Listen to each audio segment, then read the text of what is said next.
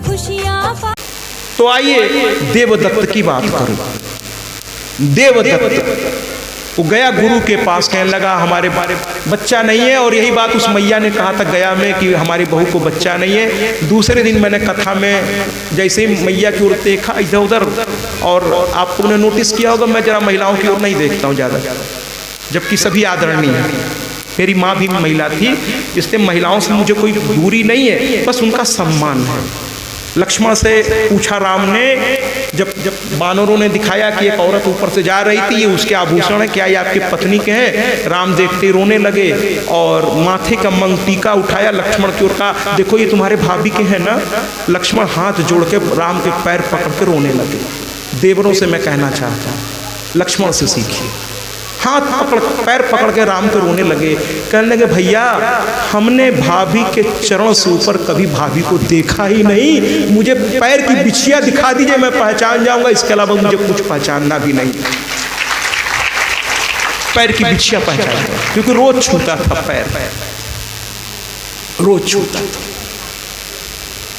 तो कहने का तात्पर्य है पुत्र के बारे में मैंने उस जगह पूछा, मैंने देखा मैया हाथ उठाई, उसको भी बड़ी जिज्ञासा थी कि महाराज जी क्या कहना चाहते हैं। मैंने बहुत बड़ी भीड़ थी वहाँ देखिएगा, मैंने कहा ये बताइए किसकी किसकी संतान है? लगभग सभी ने हाथ उठा ली। हमने कहा बहुत अच्छा, अब हाथ नीचे करिए। अब ईमानदारी से हमके सच्ची बात हमको मत बताइएगा, अपने मन में रखिएगा, हाथ भी मत उठाइए। लेकिन आप सभी से मैं पूछना चाहता हूं कि कितने लोग अपने संतान से वास्तव में सुखी हैं? हम क्या हाथ मत उठाइए, नहीं तो उससे परिवार की बात बाहर आएगी। लेकिन मैं पूछना चाहता हूं कितने लोग अपने संतान से सुखी हैं? बहुतों के सर झुक गए।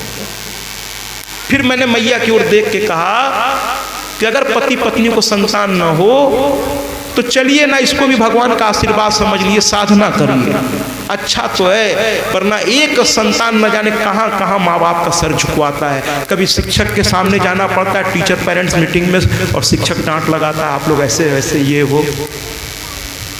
कभी किसी के सामने एडमिशन के लिए पिता बेचारे 2-2 बजे रात में बड़े बड़े स्कूलों के सामने और अपनी मेहनत का लाखों रुपए फीस के नाम पे देते हैं कि हमारा लड़का पढ़ के IAS बन गया, लाखों रुपए अपनी मेहनत का, है ना? तो संतान, और कभी कभी संतान कुछ गलती करे तो भी लोग माँ बाप को, जब वहाँ माँ बाप हैं भी नहीं, लोग कहते पता नहीं माँ बाप ने क्या सिखाया, तो माँ बाप को ही घूम फिर के सुनना पड़ता। तो कभी कुल मिलाकर संतान है तो बहुत अच्छी बात है, नहीं है तो और अच्छी बात है। महाराज आप साधना करिए ना, भगवान ने एक मौका दिया है उसे प्राप्त करने का, साधना में लग जाइए। अगर भगवान की इच्छा होगी दे देगा, नहीं इच्छा होगी तो ठीक है, साधना करिए पति पत्नी दोनों। और लड़की और लड़का कुछ नहीं मारा, जो मिल जाए भगवान का आशीर्वाद समझ के सर लगाई। तो देवदत्त ने गुरु से कहा कि हमें संतान नहीं है। गुरु हंसने लगे, कहने लगे तो क्या समस्या क्या हो गई? संतान नहीं है तो नहीं है, क्या दिक्कत है? कह नहीं हमको दिक्कत नहीं, हमारी पत्नी को दिक्कत है। तो कह फिर एक काम करो, बिना कुछ किए तो कुछ नहीं होगा। तो संतान अगर चाहते हो, मैंने कल की परसों कथा में कहा था कि संतान अगर वासना से पैदा की जाएगी महाराज तो राक्षस ही पैदा होगा। सुन लीजिए, संतान अगर उपासना से पैदा की जाएगी तो फिर राजा राम आपके घर में आएंगे, कृष्ण आपके घर में आएंगे। इसलिए संतों से मिलिए, विद्वानों से मिलिए। शास्त्रों ने संतान उत्पत्ति की तरीके बताए हैं, उन तरीकों को समझिए। उसके पहले उपवास रखिए, व्रत रखिए, कौशल्या की तरह कोख को पवित्र करिए, राजा राम आएंगे। विश्वास करिए राजा राम। और आजकल वासना में पुत्र की उत्पत्ति हो रही है महाराज, उपासना कहाँ रह गई है? जल्दी उपासना कहाँ आप गुरुओं से पूछ रहे हैं कि संतान से पहले कितने व्रत रखने चाहिए, कैसे ईश्वर के माथा टेक करके कहना चाहिए कि एक अच्छी आत्मा मेरे घर भेजो, वरना एक गलत आत्मा प्रवेश कर जाए पूरे घर को अशांत कर देता है। इसको समझिए आप। वासना से लड़के पैदा कर सकते हैं, आप लड़की पैदा कर सकते हैं, लेकिन पुत्र नहीं पैदा कर सकते। अब आप कहेंगे पुत्र और लड़का में क्या अंतर है? अरे अंतर है भाई। पुत्र जो है पू नामक नरक से जो त्राण दे उसे पुत्र कहते हैं, और लड़का का तो नाम ही लड़का है महाराज। उसका नाम ही है लड़का, यानी सब कुछ आपसे लड़ के ले लेगा, फिर क्या दिक्कत है? आपने पैदा ही लड़का किया, पुत्र पैदा करिए ना, पुत्री पैदा करिए उपासना से। तो देवदत्त ने गुरु से पूछा, गुरु ने कहा श्रीमद् देवी भागवत महापुराण सुनो, उसका अनुष्ठान कराओ।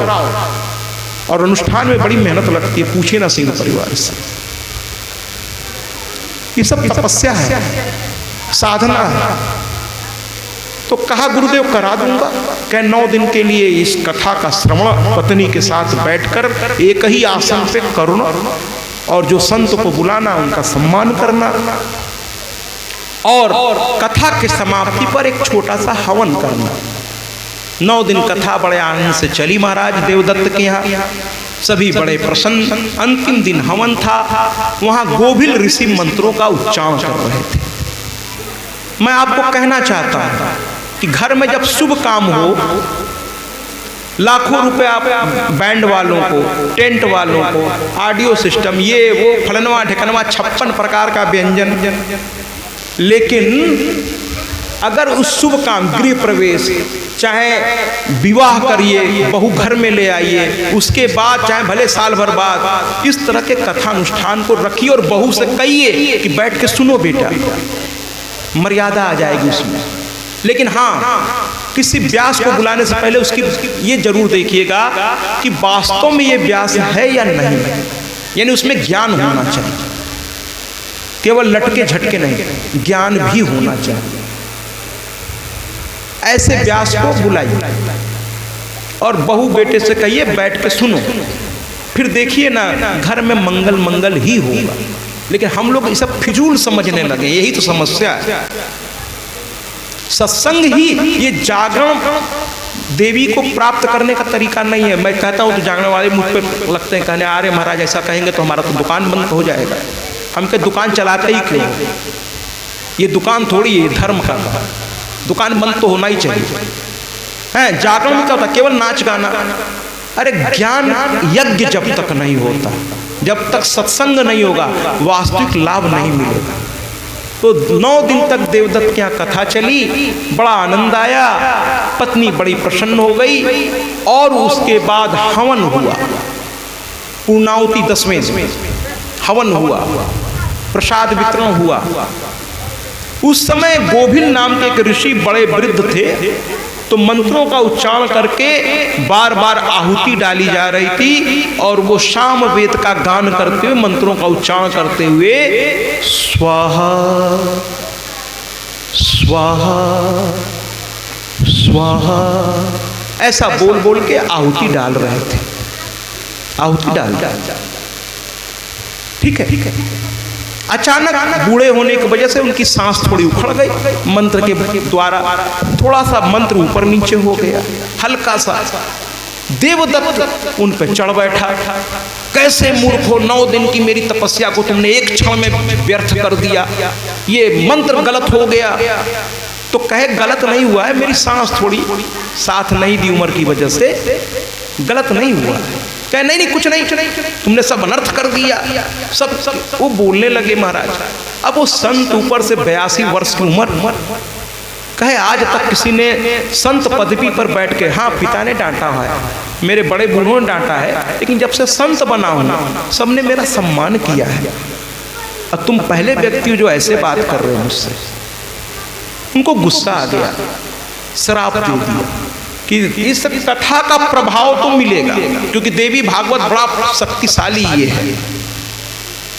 तो इसका प्रभाव, क्योंकि स्वयं वेद व्यास ने किसी पुराण के वाचन नहीं किया, किसी पुराण को स्वयं नहीं सुनाया, लिख दिया, सुनाया सुखदेव और सुख, लेकिन एकमात्र देवी भागवत, तालियों से स्वागत करिए, एकमात्र देवी भागवत है जिसको लिखा भी व्यास जी ने और वाचन यानी सुनाया भी महर्षि वेद व्यास ने। और सबसे पहले किसको सुनाया? पिता के लिए सबसे प्रिय कौन होता है? उसका पुत्र। तो जब सुखदेव जी ने कहा कि मुझे तत्व ज्ञान चाहिए और आप जैसा पिता पाकर अगर मुझे ज्ञान नहीं प्राप्त हुआ तो लानत है मेरी जिंदगी पर, तो देवी भागवत उन्होंने सुना। एकमात्र ये पुराण है, पंचम पुराण भागवत को भी कहते हैं, पंचम पुराण देवी भागवत को भी कहा जाता है। इसको गूगल पे आप सर्च करके पूछिए कि क्या देवी भागवत महापुराणों में से एक है, जवाब मिलेगा। पंचम पुराण इसको भी कहते हैं, भ से भागवत है, और भागवत जहां समाप्त होता है देवी भागवत वहीं से शुरू होता है। परीक्षित मरते ही भागवत समाप्त, और उसके बाद उनका पुत्र जन्मेजय, उसने महर्षि वेदव्यास से कहा कि मेरे पिता को तक्षक ने डस लिया और मेरे पिता की सदगति हुई कि नहीं हुई, जबकि भागवत को उन्होंने सुन लिया। और नारद आके बता गए कि तुम्हारे पिता की सदगति हो नहीं पाई, भागवत सुन तो लिए वो, फिलहाल ठीक भी हैं, लेकिन पूर्ण सदगति उनकी नहीं है, और पुत्र के नाते तुम्हारी जिम्मेदारी। उसी दिन से जन्मेजय परेशान थे कि बताओ, पिता चले गए, उनकी विरासत का मैं आनंद ले रहा हूँ, पुत्र का कर्तव्य मैं नहीं कर रहा हूँ। इसीलिए व्यास को पाते ही वो पैर पकड़ लिए, कहने लगे कुछ ऐसा कर दीजिए जिससे मेरे पिता की सदगति हो जाए, पुत्र ऋण से उऋण हो जाऊं मैं, पितृ ऋण से उऋण हो जाऊं, क्योंकि पिता की दी विरासत का आनंद ले रहा हूं और पिता के लिए ही कुछ ना कर पाऊं तो लानत है मेरी जिंदगी पर। तो वेदव्यास ने कहा मैं तुम्हें देवी भागवत सुनाऊंगा। तो उन्होंने कहा कि आपने 18 पुराण लिखे हैं, पंचम पुराण में भागवत भी है और देवी भागवत भी है ना, बस कल्प का भेद है, एक सारस्वत कल्प में लिखा गया, एक पाद कल्प में लिखा गया, कल्प भेद है बस। ये सब देवी भागवत अगर आप गीता प्रेस गोरखपुर से लीजिए। जन्मेजय ने पूछा कि 18 पुराण, 18 उपमहापुराण, 4 वेद, लेकिन अब आप कह रहे हैं देवी भागवत सुनो। अरे लिखने वाला ही अगर सारे किताब को छोड़ के कहे नहीं मेरी इस किताब को, तो बाकी लोग भी फिर उसी किताब को सुनेंगे, बाकी पुराण फिर कौन पढ़ेगा? कहेगा लिखने वाला ही कह रहा है कि देवी भागवतम नाम पुराणम परम उत्तमम, यानी देवी भागवत नाम का हे जन्मेजय, देवी भागवत नाम का ये महापुराण मेरे सारे पुराणों में केवल उत्तम नहीं कहा, परमोत्तम कह दिया, परम उत्तम। जब जब मैं ये कहता हूं तो कुछ व्यास मुझ पे कहते हैं कि साहब आप ऐसा कह रहे हैं। हमने कहा देखो भैया, हर बच्चे के लिए उसका माँ बाप से बढ़ के कोई नहीं। शिव पुराण में शिव की चर्चा है, विष्णु पुराण में विष्णु की चर्चा है, देवी भागवत में देवी तत्व है। हर जैसे हनुमान के लिए राम थे, राम के अलावा उन किसी को जानते ही नहीं थे, उनके इष्ट राम थे, उनके सांसों में राम थे। तो जन्मेजय ने कहा कि इसी किताब को इतना आपने उत्तम क्यों कहा? तो कहते हैं भैया कहने पे मजबूर इसलिए हूं क्योंकि इस किताब में मैंने लिखा है नारद के कहने पर कि त्रैलोक की जननी साक्षात जो ब्रह्मा विष्णु महेश की भी माता है, ये उसकी गाथा है। इसलिए इस गाथा को सुनने के बाद कुछ और चीज सुनने की इच्छा बाकी नहीं रह जाए। कहते ना सारे तीर्थ बार बार गंगा सागर एक बार। इधर देवदत्त ने ये गलती कर दी, अब उनको गुस्सा आ गया गोभिल ऋषि को और श्राप दे दिया कि देवी भागवत का प्रभाव तो मिलेगा तुम्हें, पुत्र तो अब होगा, ये महाशक्ति हैं, अब इनकी आराधना कियो तो लाभ तो मिलना पक्का है, और पूरे दिल से कियो, श्रद्धा से कियो। लेकिन जो तुमने ये गलती कर दी, संत और आचार्य का अपमान कर दिया, इसका कभी किसी संत का अपमान मत करिए। अच्छा लगे न लगे चुपचाप वहां से निकल जाइए, अपमान क्या फायदा, पता नहीं उसके मुंह पे कब सरस्वती विराजमान हो जाओ, कह दे और वो आप गड़बड़ हो जाएगा सब कुछ। मत लीजिए किसी की बद्दुआ, ऐसे भी किसी की बद्दुआ नहीं लेनी चाहिए, मत लीजिए, जहां तक हो सके बचिए ये सब चीजों से। तो कहे कि देखो पुत्र तो होगा, देवी भागवत बड़ा प्रतापी चीज है, होगा तुम्हें पुत्र, लेकिन मूर्ख होगा। मैंने श्राप दे दिया है, तुम्हारा पुत्र तो होगा लेकिन मूर्ख होगा।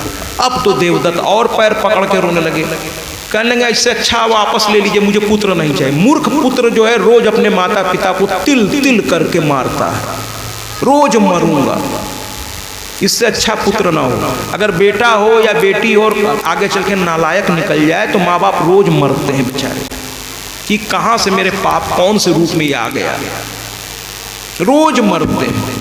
तो कहा भैया वापस ले लीजिए, नहीं चाहिए ऐसा पुत्र जो मूर्ख हो। कहें अब ये हो नहीं सकता, श्राप भी मिलेगा और देवी भागवत के पुण्य की वजह से तुम्हें पुत्र भी मिलेगा। अब तो ये और पकड़ लिए संत का पैर, कहे भैया पुत्र अगर मिलेगा ही और आपका श्राप से मूर्ख भी होगा तो अब आपका पैर नहीं छूएगा। संत बड़े दयालु होते हैं। क्रोध कभी कभी उनको भी आता है, लेकिन क्रोध उनका शांत भी होता है। अगर सही कोई व्यक्ति सही तरीके से अपनी बात रख दे, शांत हो जाता है। अंत में गोविल ऋषि शांत हो, कहने लगे जाओ, अब तुम इतना रो रहे हो, इतना पछता रहे हो, अपनी गलती बार बार मान रहे हो, तो जाओ, तुम्हारे पुत्र को एक वरदान भी मैं देता हूं। कहे मूर्ख तो होगा पक्का है, लेकिन एक वरदान देके मैं अब यहां से जा रहा हूं कि वो माँ का परम भक्त होगा। देवदत्त उठ के नाचने लगा, कहे बस हो गया, माँ का भक्त होगा, बाकी नैया मैया पार कर देगी, बाकी नैया माँ पार कर देगी। वो नाचने लगा, कहने लगा ठीक ठीक ठीक, आपने आशीर्वाद दे दिया, संतों का यही काम ही है, आशीर्वाद भी देते हैं। तो कहने लगे कि ठीक है, बहुत अच्छा है। इसलिए यहाँ पर एक गीत अब हम लोग बजवाएंगे, जो इन इंजीनियरों के माध्यम से एक अच्छे तरीके से आप तक पहुँचाया जाएगा। इस गीत से आप सब भी माँ से कह दीजिए कि अम्बे मैया तेरी मेहरबानी रहे, क्योंकि माँ की मेहरबानी जिस पर हो गई फिर उसे किसी और की जरूरत नहीं है।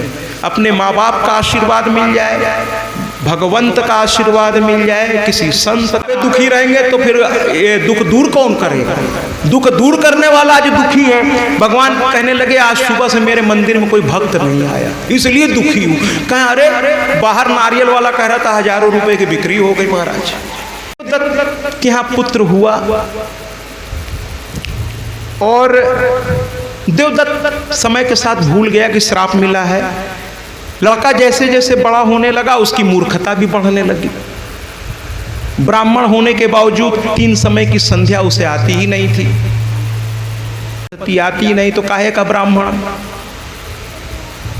पिता दुखी रहने लगे, वो भूल गए कि इसको श्राप मिला था, दुखी रहने लगे। देखिए माँ तो बड़ी, इसीलिए माँ का स्थान थोड़ा ऊंचा है, उसको इससे मतलब नहीं लड़का निकम्मा है क्या है, वो तो बस यही कहती है खाना खाए हो कि नहीं। लेकिन पिता प्रैक्टिकल होता है, थोड़ा उसको समाज में रहना पड़ता है। तो पिता तो चाहता है कि हमारा बच्चा कुछ करे, हर पिता का यही सपना होता है। एक बार एक मेले में एक पिता अपने बच्चे को कंधे पे बैठाया खड़ा था, लोग कहे इतना बड़ा हो गया, 8-10 साल का हो गया, काहे कंधे पे बैठाए हो, इतनी भीड़ भी नहीं है, कंधे पे काहे बैठाए हो। तो पिता का जवाब सुनिए, और मैं बच्चों से कहता हूँ कि पिता को कभी पलट के जवाब नहीं दीजिएगा, पिता के चरणों की ओर देखा करिएगा। क्योंकि पिता की सोच देखिए, पिता ने जवाब दिया कि मैं इसको अपने कंधे पे इसलिए बैठाया हूँ कि जहाँ तक मेरी नज़र नहीं जा रही है इसकी नज़र उससे भी आगे तक जाए, इसलिए इसको कंधे पे बैठाया। पिता आकाश है तो माँ पृथ्वी है, माँ पृथ्वी है। पिता आकाश है तो माँ पृथ्वी है, इन दोनों का आदर करिए। इसीलिए मैं कहता हूँ कि मैं शिक्षक रहा हूँ, अपने बच्चों को ले आइए मेरे पास। कल तो माँ का प्राकट्य होगा, बड़ा आनंद आएगा। और परसों सुकन्या की कथा मैं सुनाऊंगा, अपने युवा होती कन्याओं को जरूर परसों लेकर आए, कल भी आइएगा, कल तो माँ का प्रकट होगा। और लगे हाथ इसके पहले कि मैं कथा में डूब जाऊं, मैं माताओं से कहूँगा कि कल हर घर से, हे माँ आप लोग तो बड़ी भक्त हैं, आप सब भी बहुत भक्त हैं, लेकिन घर से, हर घर से कल एक थाल आरती की सजा के आइएगा। आरती की थाल हर घर, जब माँ प्रकट हो तो हर लोग आरती करिए। कल इस कथा के दौरान यहाँ कथा के माध्यम से, अब स्वयं माँ प्रकट तो साधना से होगी, लेकिन कथा के माध्यम से अनुभूति कराई जाएगी कि महिषासुरमर्दिनी यहाँ प्रकट हुई और देवता स्तुति करने लगेंगे, देवता स्तुति करने लगेंगे। महिषासुरमर्दिनी स्तोत्र कल यहाँ बजेगा। कल यहाँ और थोड़ा सजावट, थोड़ा गुब्बारे उब्बारे जैसे बच्चों के जन्मदिन पे लगाए जाते हैं, मैं आयोजकों से निवेदन, और हमारे आयोजक बहुत अच्छे हैं, मैं थोड़ा कहूँगा वो ज़्यादा सजा देंगे इसको। आज भी बहुत सजावट की हुई है, पहले से ही माँ के आने की तैयारी दिख रही है। तो कल तो माँ आएगी, 3 दिन की साधना के बाद माँ को आना ही पड़ेगा। कल हम लोग माँ को यहाँ बुलाएंगे, भारी संख्या में आइए। महिषासुरमर्दिनी कल प्रकट होगी, देवताओं के दुख माँ देख नहीं पाती है, तो कल आएगी, वो आएगी माँ। ठीक है, तो कल सभी घर से थाल लाइएगा और महिलाएं कल लाल वस्त्र पहन के ही आएंगी, अलग अलग वस्त्रों में नहीं, सभी अपने अपने घर से लाल कपड़े पहन के आइए। पुरुष से भी उम्मीद करता हूँ कि कुर्ते या कुछ भी एक लाल, क्योंकि मेरी माँ कहते हैं ना कि लाली देखन मैं गई मैं भी हो गई लाल, लाली मेरे लाल की जित देखूं तित लाल, और लाली देखन मैं गई मैं भी हो गई लाल। तो मेरी माँ लाल रंग से बड़ा पसंद है, नृत्य गीत भी उसे बड़ा पसंद है। हमेशा रोते हुए भगवान के दरबार में नहीं जाना चाहिए, कभी खुश होकर भी जाइए। अरे माँ बाप के सामने अगर बच्चा खुश होकर जाए तो माँ बाप की खुशी और बढ़ जाती। आज मेरा बच्चा बड़ा मूड में, कौन माँ बाप चाहता है कि उसका बच्चा दुखी रहे? हमेशा रोते मत जाया कीजिए, कभी खुश होकर भी जाए। आज मज़ा आ गया, माँ है, माँ अच्छा खाना बनाए तो खूब आनंद लेके खाए। अरे क्या बात है माँ, तुम्हारे हाथ की बात ही अलग है, 5 स्टार होटल भी इसके आगे फेल है, तुम्हारी बात ही अलग है। कह के देखिए माँ ऐसे फूल जाएगी जैसे आज राष्ट्रपति पुरस्कार उसको प्राप्त हो। बच्चा केवल कह तो दे कि माँ क्या बात है तेरे हाथ का, तू तो थाल में अगर हाथ भी झाड़ दे तो पेट भर जाता है। माँ ऐसी होती है। तालियों से स्वागत करिए ना अपने अपनी माँ का।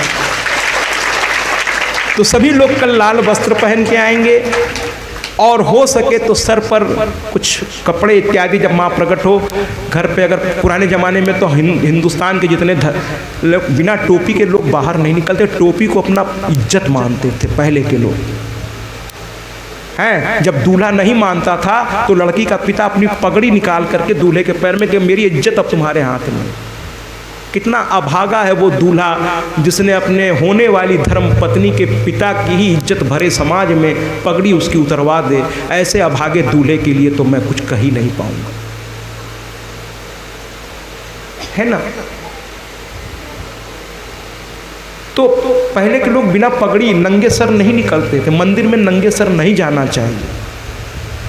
अब आपको समझ में आ गया मैं ये क्यों पहनता हूँ। अब थोड़ा मंच पे हम लोग बैठते हैं, अंतर्राष्ट्रीय लेवल पर ये कथा जा रही है तो थोड़ा करना पड़ता है। वो संतों का आदेश है कि भैया पहले लोग देखते हैं फिर सुनते हैं, और विदेश उदेश तो ज़्यादा देखता है, इससे थोड़ा हिसाब से मंच पे बैठिएगा। ये संतों के आदेश का ही पालन कर रहा हूँ कि सर ढक के बैठिए।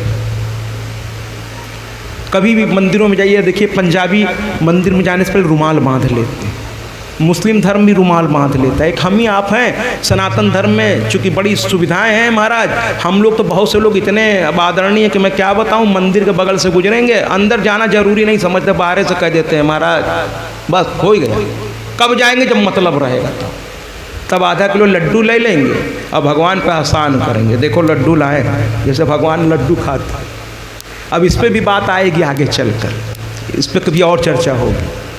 कुल मिलाकर के देवदत्त जो है अपने पुत्र की गतिविधियों से दुखी रहने लगा, लोग उसे चिढ़ाने लगे। कुछ लोगों को मज़ा आता है महाराज, किसी की सब कुछ अच्छा हो रहा है तो पता नहीं कुछ लोग क्यों ऐसी सोच लेके ही जन्म लेते हैं कि न खेलब न खेले देव और खेलवो बिगाड़ दे। वो इसी तलाश में रहते हैं कौन सी कमी दिख जाए जिस पे हम हंस सकें।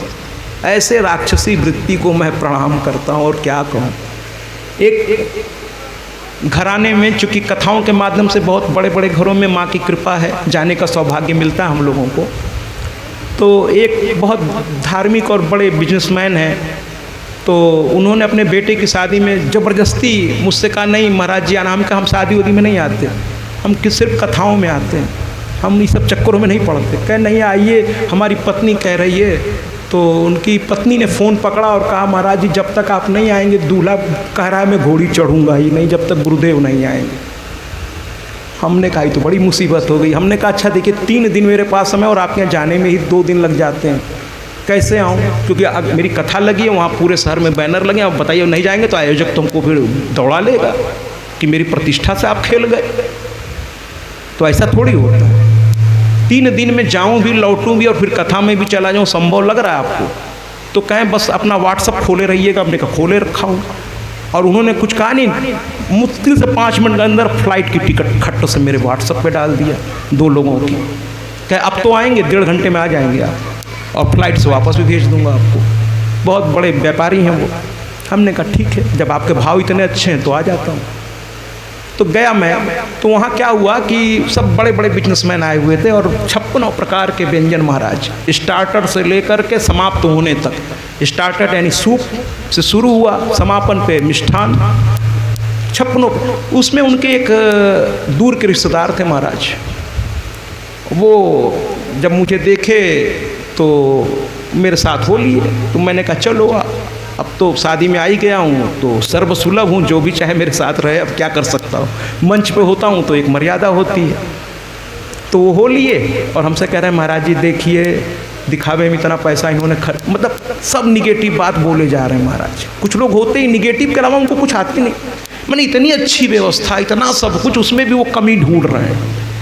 अंत में हम लोग जाते जाते रोटी के पास पहुँचे तो वो वेटर रोटी लेकर आया तो हमारे प्लेट में डाला, उनके भी प्लेट में डाल दिया, चूँकि मेरे साथ खड़े थे। तो कहते क्या है महाराज, देख रहे हैं देसी घी एकदम रोटी से चूरा, बताइए आपकी तबीयत खराब करने पे लोग लगे। हमने कहा धन्य हो प्रभु, मैंने अच्छी चीज को भी कैसे बुरा कह के कहना है। अरे भैया कुछ तो शर्म करिए, कोई आदमी अच्छा काम कर रहा है उसकी प्रशंसा अगर नहीं कर सकिए तो कम से कम उसमें कमी तो मत निकालिए। अरे उसके भाव को देखिए, कितने भाव से आपको परोस रहा है। वरना इस महंगाई में लोग अपना पेट नहीं भर पा रहे हैं महाराज, ये महंगाई इतनी चरम सीमा पर है। खैर, देवदत्त का जो ये पुत्र है, देवदत्त को लोग ताने मारने लगे, अरे ये वही है ना जिसका वो लड़का मूर्ख निकला। बताओ अभी तो लड़का नहीं हो रहा था, हुआ तो मूर्ख। अब पिता को बड़ा तकलीफ होती थी। एक दिन पिता सर झुकाए चले जा रहे थे। अब उन्होंने जवाब देना भी छोड़ दिया था लोगों को, कहो जो कहना है कहो, अब मेरी किस्मत में यही लिखा है, समाज मेरी हंसी उड़ाए, क्या कर सकता हूँ, कहो मेरा लड़का मूर्ख तो है ही है भाई। अब वो सर झुकाए और देवदत्त दूर से देख रहा था, लोग उसके पिता का मजाक उड़ा रहे हैं। देवदत्त को देखा नहीं गया, मतलब उसके लड़के को। देवदत्त तो सर झुकाए हुए था, उसका लड़का जिसका नाम उसने उतत्य रखा था, जो देवी के प्रसाद से उसे प्राप्त हुआ था, देवी भागवत सुनने के बाद, लेकिन संत के श्राप के चलते मूर्ख हो गया था। सर झुकाए चला जा रहा था। लड़के ने देखा कि मेरे पिता सर झुकाए चले जा रहे हैं, सब उनका अपमान कर रहे हैं मेरी वजह से। लड़का रोने लगा और भाग करके सीधे जंगल की ओर गया। लेकिन देखिए वो लड़का जाके आत्महत्या नहीं किया महाराज, आत्महत्या पाप है। जब जन्म लेने का अधिकार आपके पास नहीं है तो स्वयं से मरने का अधिकार भी आपके पास नहीं है। ऐसी कायरता मत करिए।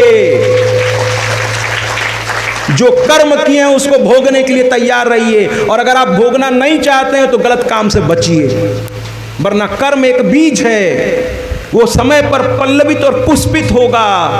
हर कर्म का फल मिलता है, अच्छे का भी और बुरे का भी। उसमें कोई ईश्वर बीच में नहीं आता। ईश्वर न सुख देता है न दुख देता है, लेकिन हाँ ईश्वर आपके हर कर्म का साक्षी होता है।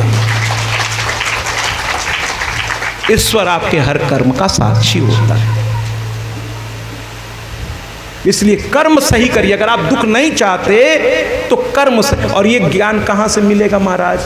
मंदिरों में जाइए, अच्छे विद्वानों से संपर्क करिए, ऐसे कथा सत्संगों को अनुष्ठान करके वहाँ परिवार के साथ बैठिए, है ना। एक बार एक पिता मेरे पास आए एकांत में, नाम नहीं बताऊंगा महाराज, मेरे पास बहुत लोग आते हैं अपनी व्यक्तिगत चर्चा, मैं सबका नाम यहाँ बताऊंगा ही नहीं, वो व्यक्तिगत चर्चा है। तो कहने लगे मैं अपनी संतान से बहुत दुखी हूँ। मैंने कहा क्यों? कहे इतना बड़ा बिजनेस, अब मालिक वो बन गया है, 10 रुपया भी लेना हो तो उससे मांगना पड़ता है मुझको। तो हमने कहा ये दुख तो बहुत बड़ा दुख है। हमने कहा आपके यहाँ कभी कोई अनुष्ठान? तो कहे नहीं, समय नहीं रहता। हम कहे बहुत अच्छे। हमने कहा कभी सत्यनारायण कथा भी? कहे नहीं, समय नहीं रहता, हम लोग व्यापारी लोग हैं, कई मेरे प्रतिष्ठान है, सुबह 8 बजे से लेकर रात 10 बजे तो उसी में व्यस्त रहते हैं। हमने कहा जब सुनता रहा मैं, मुझे बड़ी अजीब सी उलझन हुई। मैंने कहा आपको अपने पिता के लिए समय नहीं मिला तो अगर आपके बच्चे को नहीं मिल रहा है तो फिर कौन सा आश्चर्य की बात है भाई। आप भी तो अपने परम पिता से मिलने का समय और अपने माता नहीं निकाल पा रहे हैं। जब आप नहीं निकाल पा रहे हैं तो वो भी नहीं निकाल पा रहा है।